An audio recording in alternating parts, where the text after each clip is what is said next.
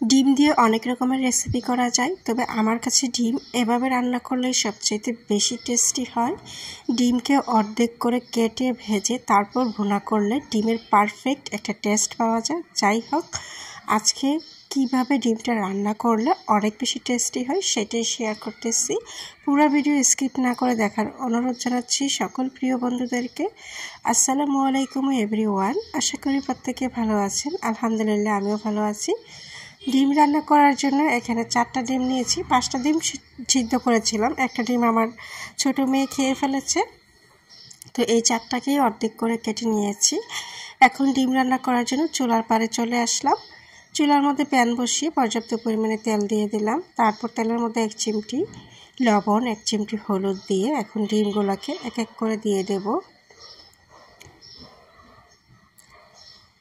অনেকেই মনে করেন ডিম রান্না করে ডিম অর্ধেক করে রান্না করতে গেলে ভেঙে যায়, তবে মনে করাটা ভুল না, তবে সাবধানের সাথে ডিমটা ভাজতে হয়। আমি যেভাবে ডিমগুলো ভাজতে দিয়েছি শুরুতে ঠিক সেইভাবে দিতে হবে, দিয়ে আস্তে আস্তে আলতো করে উল্টাতে হবে সাবধানের সাথে।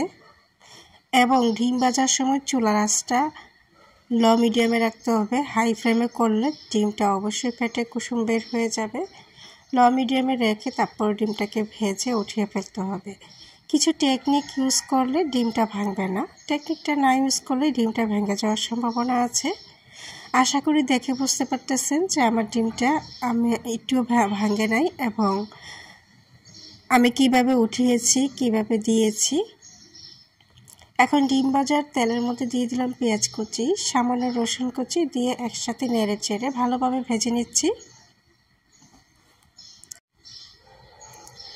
তারপর সাথে দিয়ে দিলাম একটা টমেটো পেস্ট করে। টমেটোর সিজনে সব কিছুতেই একটু একটু করে টমেটো দেই। টমেটো দিলে গ্রেভিটা একটু বেশি হয়, দেখতেও সুন্দর লাগে, খেতেও টেস্টি হয়। টমেটোর সিজন ফুরিয়ে গেলে তো আর টমেটো দেওয়া হবে না, তখন টমেটো থাকে অনেক বেশি দাম, তখন খেতেও এত মজা লাগে না।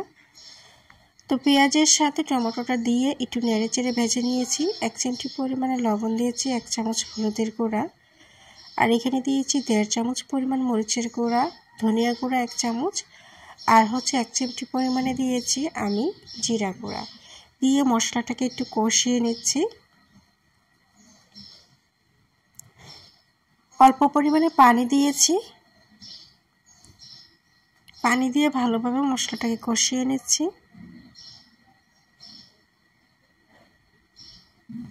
মশলাটা এই পর্যায়ে কষানো হয়ে গিয়েছে, মশলা থেকে তেল বেশ বের হয়ে এসেছে, পানি অল্প একটুও নাই। এখন পরিমাণ মতো গ্রেভি দিয়ে দিচ্ছি। পরিমাণ মতো গ্রেভি দিয়ে একটা ডিম আমার ছোট মেয়ে খেয়ে ফেলেছিল, আর আমরা যেহেতু 5 জন, তো 4টা ডিম যেহেতু, সেখানে একটা ডিম আমি ভেঙে দিয়ে দিচ্ছি। আর এই ডিমটা যেন ছিটিয়ে না যায় এজন্য চুলার আঁচটা লো মিডিয়ামে রেখেছি। ডিমটা যখন মোটামুটি সিদ্ধ হয়ে আসবে একটু ঢাকনা দিয়ে রেখেছি। তারপর এখন আমি বাকি ডিমগুলো দিয়ে দেব। এক এক করে সবগুলো ডিম দিয়ে এখন ততক্ষণ পর্যন্ত কুক করব যতক্ষণ পর্যন্ত না ঝোলটা শুকিয়ে যায়, যেহেতু আমি ভুনা করতেছি। আর এখন কুক করার সময় কোনোভাবেই বেশি একটা নাড়াচাড়া করব না, তাহলেই কিন্তু ডিমটা ভেঙে যাবে। আর আমি যেই পদ্ধতিতে ডিমের কুসুমটা উপরের দিকে রেখে ডিমগুলো দিয়েছি ঠিক সেভাবেই কিন্তু ডিমটা দিতে হবে, তা না হলে ডিম থেকে কুসুম বের হয়ে যাবে।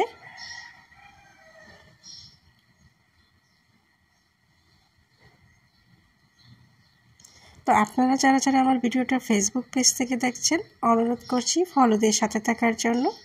আর যারা যারা আমার ভিডিওটা ইউটিউব থেকে দেখছেন, অনুরোধ করছি আমার চ্যানেলটিকে সাবস্ক্রাইব করে দেওয়ার জন্য, এবং নতুন নতুন রান্নার রেসিপি পাওয়ার জন্য পাশে থাকা বেল আইকনে টিপ দিয়ে ওকে করে দেওয়ার জন্য। কিছু ধনিয়া পাতা ছিটিয়ে দিয়েছি। এখন রান্নাটা প্রায় হয়েই এসেছে, আমি এই পর্যায়ে চুলাটা অফ করে দিয়েছি। খুব সহজ পদ্ধতিতে সিম্পলভাবেই ডিম রান্না করেছি। এভাবেই ডিম রান্না করলে অনেক বেশি টেস্টি হয়। ডিমের কুসুমে সব জায়গায় মশলা ঢোকে।